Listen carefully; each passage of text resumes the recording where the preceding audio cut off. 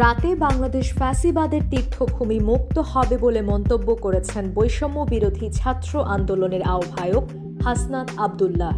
বুধবার ৫ ফেব্রুয়ারি সন্ধ্যায় সামাজিক যোগাযোগ মাধ্যমে নিজ ভেরিফাইড আইডিতে দেওয়া এক পোস্টে এ কথা বলেন তিনি। ফেসবুক স্ট্যাটাসে হাসনাত আব্দুল্লাহ লেখেন, আজ রাতে বাংলাদেশ ফ্যাসিবাদের তীর্থভূমি মুক্ত হবে।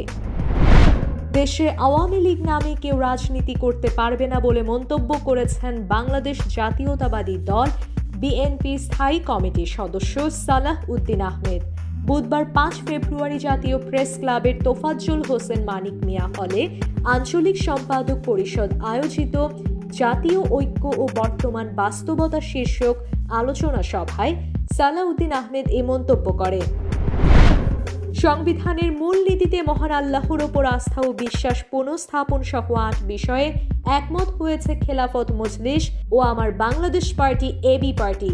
বুধবার ৫ ফেব্রুয়ারি পল্টনে খেলাফত মজলিস কার্যালয়ে আমার বাংলাদেশ এবি পার্টির সঙ্গে দ্বিপাক্ষিক সংলাপে এসব বিষয় উঠে আসে।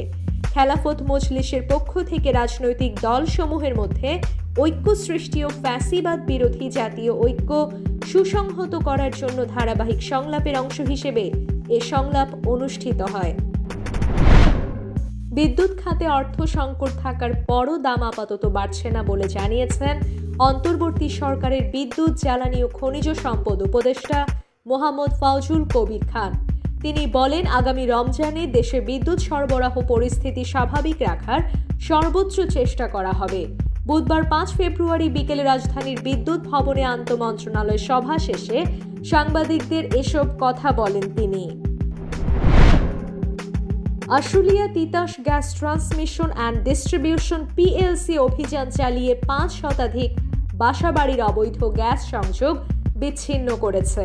এ সময় ২ জন বাড়িওয়ালাকে অবৈধ গ্যাস ব্যবহারের দায়ে ৫০,০০০ করে ১ লাখ টাকা জরিমানা করা হয়।